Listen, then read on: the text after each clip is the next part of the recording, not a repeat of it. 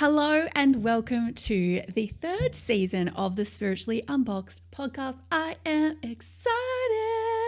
I'm excited because I think for season 1 and 2, I had so much on my plate. I was focused on all these other things like my health, and I'd moved a bunch of times. And then I was going through so much deep grief last season when my dog passed away that like pretty much the minute I started season 2, my dog passed away and I was just an absolute mess. So there's been a lot going on for me, and I just feel like I'm focused and feeling aligned, and I'm so ready for this season to just be such a powerful and impactful season for you. I'm feeling so much more clear and succinct in what my journey is and where I am at. And so this is all just part of the journey, right? It's a part of the journey of stepping out in faith, of moving forward despite maybe only being able to see one step in front of you. It's being able to move forward and trust and listen to God and doing that deep inner work and continuing to do the deep inner work, not because we're inherently broken and there's something wrong with us, but because it is a part of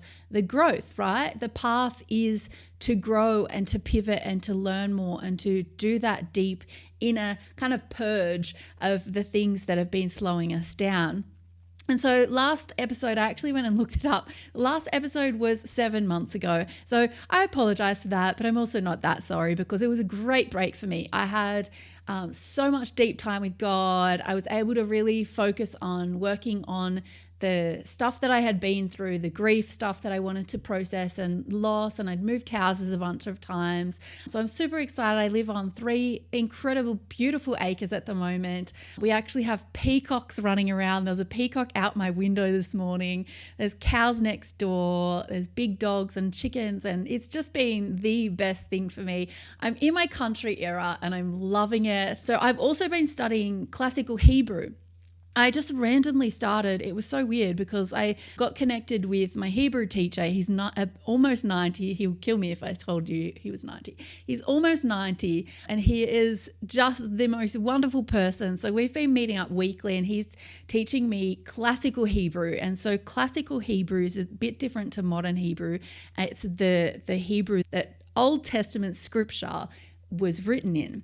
And so I have been doing deep dives into that with him, and it has been like mind-blowing, not in the way that it's like, oh my gosh, everything I've ever believed is wrong, but more mind-blowing as God is so much bigger and better than what I ever thought he was or knew he was. And I feel like I'm getting to know him so much more deeply because of that.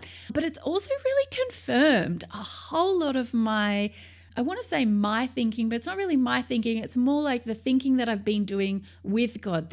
I often talk about that kind of the wrestling. It's the wrestling that I've been doing with God. It's actually confirmed a lot of that, which has been very interesting as well, because I've studied and spent a lot of time studying Genesis 1 and 3 in particular. What actually happened in the Garden of Eden, like how were we made? What was our value? What was God's original intention and original design? Anyway, so I get really nerdy about all of that stuff, and I'm very excited to start incorporating that and the Hebrew that I've been learning into the episodes that are coming in this season and beyond. There's so much of the deep work that, and I want to circle back to this because when we want to have an aligned business, live an aligned life, live a more authentic life, a more meaningful life, do work that really matters, it's important that we are doing that inner work ourselves. We get to a certain point of success as high achievers, and it's no longer about the strategy, and it's not even about the mindset, like having a positive mindset and being able to move forward. It becomes about what are the blind spots, what are the hidden things that I'm actually not seeing about myself or the way that I'm viewing the world. What is it about my perspective that maybe needs to shift so that I can see more clearly and so that I can take more aligned action and be on mission and be on purpose and feel really amazing about the whole thing. We so often can think as business leaders and leaders in general that it's like we need this next thing to be able to do that. We need the next coach or the next sales coach or marketing program or all of those things, or even mindset work, as I was saying. But when in reality, God actually just wants to take our hand. This is what I've learned about him. He just wants to take my hand. He just wants to hold my hand, and he wants to gently reveal to me the things that he would like to change in me. Not because I am broken and fundamentally flawed and a disgusting human being, but because I'm imperfect and there's areas that I can grow in, and he wants me to grow in them to be more like God, to be more I hate the word better person. I'm not going to use the word better person, but to be a more aligned and impactful human being in this planet.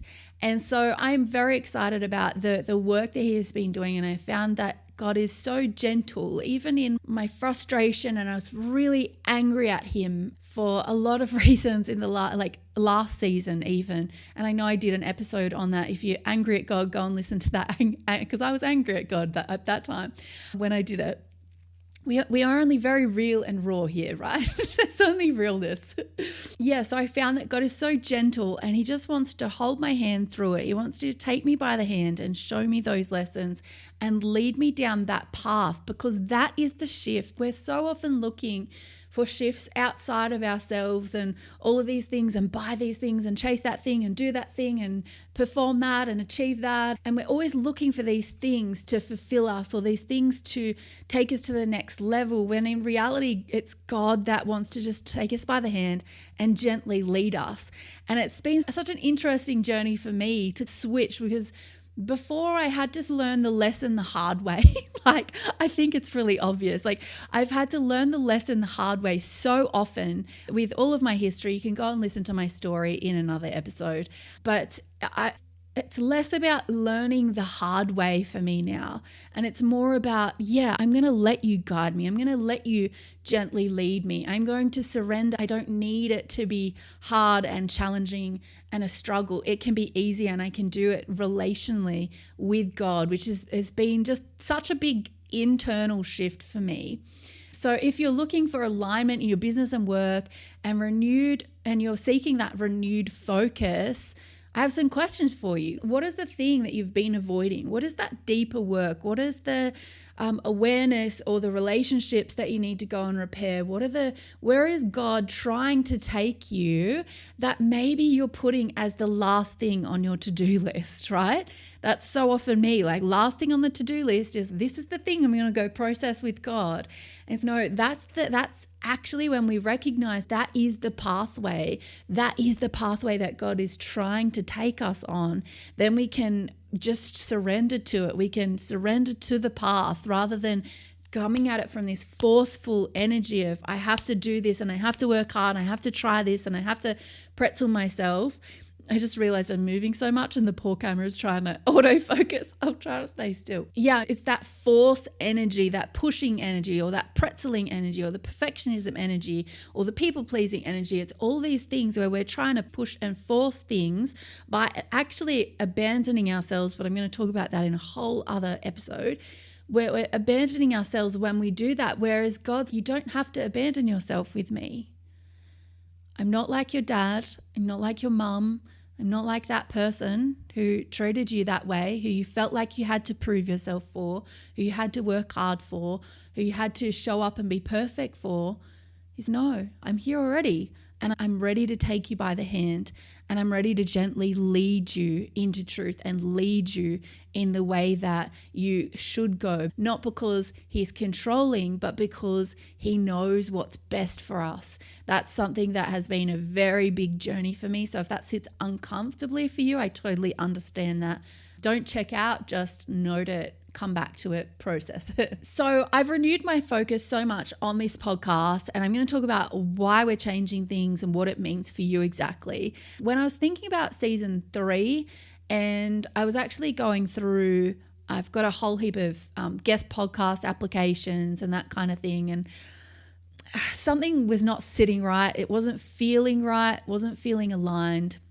And I kept coming back to God and just being like, I don't know like why it's not sitting right. And I didn't want to keep moving forward with season 3 if it wasn't sitting right. And every time I kept coming back to God and I kept hearing the same thing over and over again. And it took probably like 3 or 4 times for me to actually go, oh, okay, I get it now. And he just kept saying to me, I want you to fight for, not against. I want you to fight for, not against. Over and over. For, not against. For, not against. And when I actually did some more inner work around the things that were slowing me down personally, so the work that I needed to do that I was avoiding for the path, I had to look at what was it that I was actually focusing on. And I still believe that things need to change, right? So the toxic theology and the toxic doctrines, and we're still going to be talking about all of that stuff. But I don't want to focus on it. That saying where it's like where your focus goes, energy flows. I don't want to focus on the things that I'm against. I want to focus on the things that I'm building, the things that I'm excited about, the things that I want to show you and reveal to you, the things that I really want you to know and learn and feel. I want you to feel around God and around your voice and around your impact and around your potential. I want you to feel the way I feel, not out of a weird like enmeshment, but because it's so damn good. Like I see people and I'm like, I wish you knew.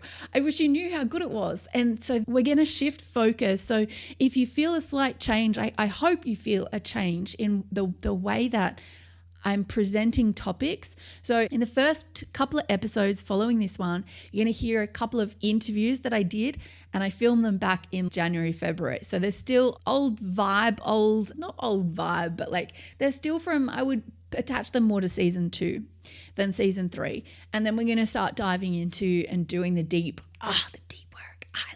The deep season 3 work, which I'm very excited about. And so it's really completely changed my focus. It's completely changed my perspective. I'm feeling so much better about it. I'm feeling better in myself and in the direction that I'm headed. And I feel like God's given me this real, not tick of approval as if I need his approval to feel whole and to feel loved, but tick of approval like, yeah, I love this. I love the direction. Like I think of him as my CEO and my art director who's, yeah, loving the vibe and let's keep going. So that's where I'm at with that. And God has been really clear with me about who I am championing and what I'm doing. What is it? What is the deeper work that I'm being doing? And none of it is about changing systems for me. I do believe heavily that we're all designed to be focused on a different area. I believe that there are people out there that we need to be able to change systems. We need people out there who are working to change systems within church. But that's not me. And I know that's not my current assignment, at least. And so I've gotten really clear in what I'm not doing and what I am doing. And so it's really in championing the people who I'm calling the spiritual fringe. And I hope you like that term. And I'm going to explain what that is. But it's championing the people who are on that spiritual fringe to really reclaim what I call spiritual wealth. I'm going to explain that too. So that's that freedom, the fulfillment, the wholeness, the connection, the things that are our birthright that I really believe that we're born to grab a hold of and we're born to possess. But I do believe they're stolen through different life experiences and trauma and things like that. So we're going to talk about that in more depth. And I really want to move people from a space of healing to a space of growth and really reclaiming what is already yours. Because I'm sure if you're listening to this, you've already done a bunch of healing work. You've already done all those kind of like mindset. You've hired the coaches and you've done the things, but we really want to shift into this reclamation, this like fierce, determined reclaiming the birthright that is mine. And it gets me really fired up, I tell you. And so I've gotten clear on my God-given mission, my role. I really want to guide you to become that highly fulfilled, that really, truly, deeply grounded, and that unshakable leader that you were born to be. I'm still really going to be focused on the caps and things that I see around female potential because it's just my zone. But I know that there are some amazing men that listen to my podcast too, so you're always welcome. But I am likely always going to talk about topics that more impact female potential than they do men's. And my heart, I really had to have a deep dive with God and just think, what is my heart for you, the person that's listening? What is my heart for you? What I want you to know and to learn, and what I want you to access and experience, and how can I really walk you through what for me has been over a decade of deep shifts and shifts in my life and shifts in my mind, and the way that I view God and the way that I walk with Him spiritually has all really just, it's a constant changing, evolving, moving thing. And I'm not perfect and I'm not there yet, but I feel like I've got so much that I want to share with you, and that I really want you to feel that groundedness, feel that fulfillment and that wholeness, because I know that from that place, that solid foundation, that we can build aligned lives that are meaningful, that have that impact without all of the junk, without the past, without our distorted lenses from distorted teachings, actually preventing us from being able to move as fast as what we want to be able to move, so speed, but also in alignment. It's really about alignment and not chasing these goals that aren't serving us, that are, I call them ego goals. So it's really that alignment, that building the building, not on a wobbly foundation. We want to build it so that it is solid on the foundation. And for me, when I was thinking about everything that I teach you always circles back to this, shining brighter and using your voice and unlocking your voice and taking a stand and setting boundaries, and all the things always circle back to this foundation. And I felt like I was kind of maybe not being completely honest with you in where I was getting my juice from. I feel like I wasn't being completely honest about what really truly was resolving this for me, because I was worried about offending people. I remember what it was like to be in that place where I was so frustrated with church and God and Bible and religion and prayer and people who were judgmental and critical and hypocritical, and there were all those things. There was so much junk, and I wanted to be mindful of where some of you may be at. And I think in doing so, I've been overprotecting you, and I don't want to overprotect you. I don't want to overprotect you so much that I'm actually blocking you from what I believe is the solution that I have found. I don't want to be we do just subconscious work and we do this, and that's the way that I've gotten where I am. That's how I've been able to mostly overcome complex PTSD and move forward beyond domestic violence and all the things, all the abuse and the disease and all the junk, right? I want to be honest about how I've been able to move beyond that. And I can honestly say I wouldn't be where I am today, who I am today, speaking to you with this level of conviction and this level of love in my heart for you. And I wouldn't be able to, there's just been so much. I wish I could show you a clear picture of who I used to be and where I am now, because the way that He has so gently guided me into being who I am today has just been the most beautiful experience that you could ever imagine. And I want to be so honest about that. I want to be so honest that this has been the path that I have taken, and you can absolutely choose whether this is the path for you or not. But I want to be so clear and so honest about this is where the radical transformation has actually come from. I don't want to be giving you the higher level things that, yes, I have done, but haven't been at that bottom foundational level that has absolutely impacted everything and has brought so much transformation to all areas of my life. And so what is actually changing in this podcast? It means we're going to be talking about more about getting you to spiritual wealth and spiritual freedom than we will be talking about the past and just the things that suck and how stupid some teachings are. Yes, there'll still be hints of that, because there are things that I believe need to change in a lot of kind of religious Christian church environments, in our languaging, in our teachings. But I'm not going to be focusing on that. We're going to be focusing on how do we get free? How do we get free? How do we move forward? How do we build spiritual wealth with God? How do we feel fulfilled as high achieving leaders? How do we build a life in alignment with how it is that we were actually designed, so that we bring so much more ease and peace into our lives, so that we get to prevent things like burnout and we can move forward and create that impact that we were designed for. So you're going to hear me talk about a few new words and concepts that have come into my vocab. I think they already were. Some of them were in my vocab already, but I'm really going to talk about them some more. Anyway, I get really sidetracked and very excited. We're going to talk about God wounds. Now, what are God wounds? God wounds are the often hidden, understandable hurts and resistances that we carry from past experiences with religious environments and people, from unhealthy teachings, religious teachings, father wounds that make us feel distant, dry, disconnected, disillusioned, spiritually burnt out in our connection to God. So they're basically these things, these past experiences, teachings, and father wounds as well, which we're going to talk about some more, because oftentimes what we do is we project these, when we've had these past painful experiences, we actually project them onto God. We project them. If we've had a father who was harsh and critical, we project that naturally, very unconsciously onto God, and we think that he's going to be harsh and critical with us. So that's just a small example, like a little taste test of what's to come. Then we're going to talk a lot about spiritual wealth. Now,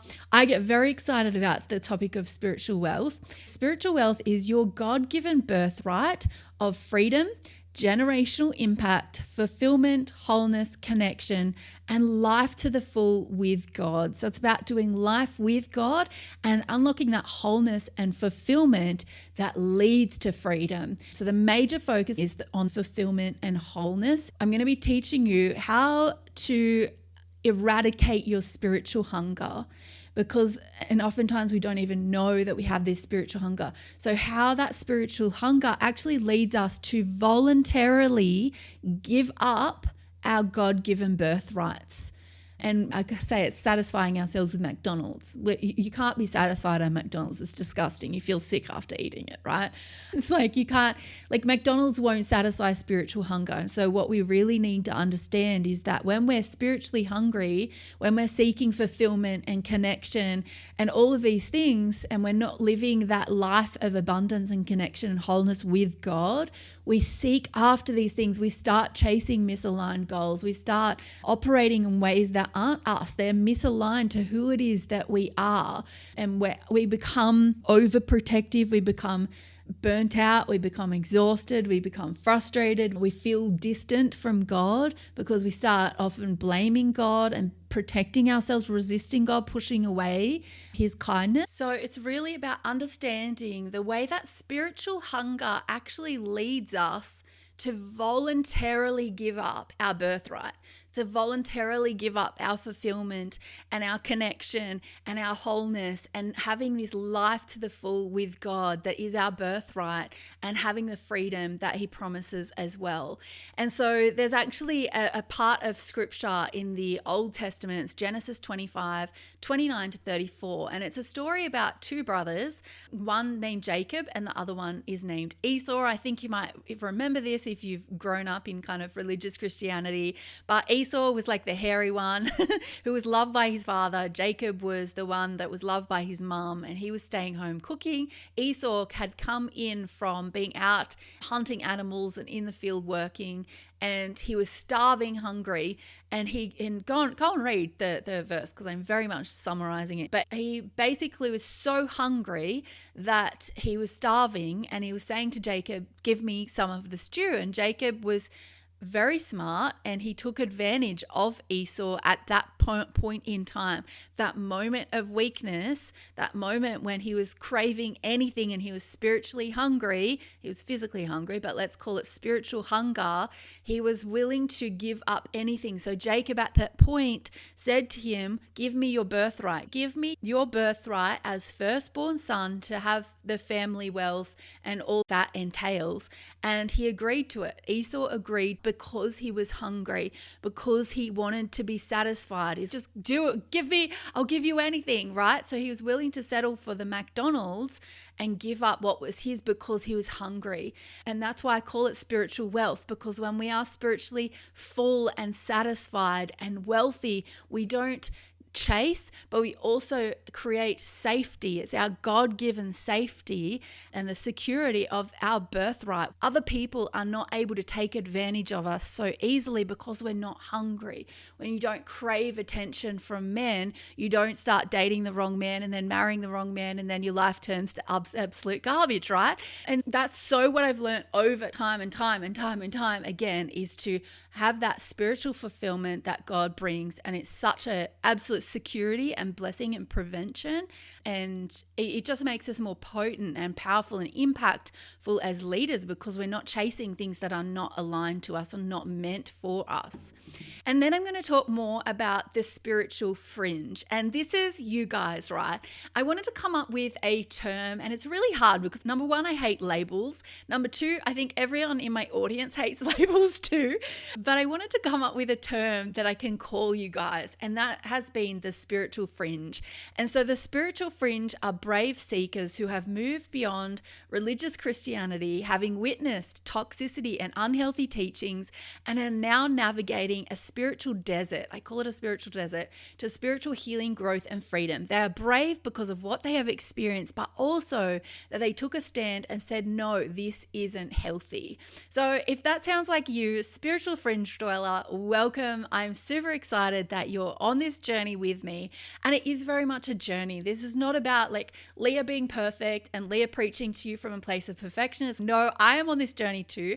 And I would really love to just share the things that I've learned, the lessons and the mistakes and the imperfections and the love that I share for you guys as well. Because it's just the more I think about you guys, the more I love you so much. And I just want you to experience the freedom and the wholeness and the fulfillment and the love that I have found and that I continuously find in God.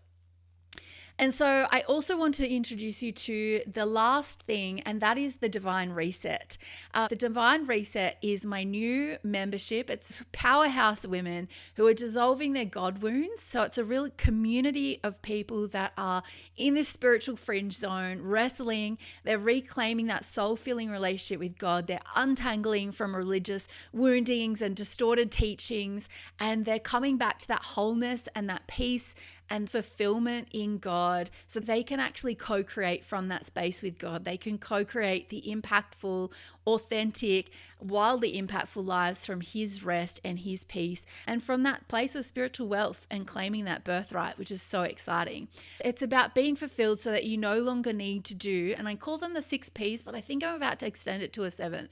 The 6 Ps of self-abandonment, which are, and this is something I've come up with. So the 6 Ps of self-abandonment, Leah Samara: proving, people-pleasing, perfectionism, pushing, pretzeling yourself. There is a 6th. That's only 5. Proving, people-pleasing, perfectionism, pushing, pretzeling yourself. What is the other one? It's gone. Anyway, I'll do a whole episode likely on those things.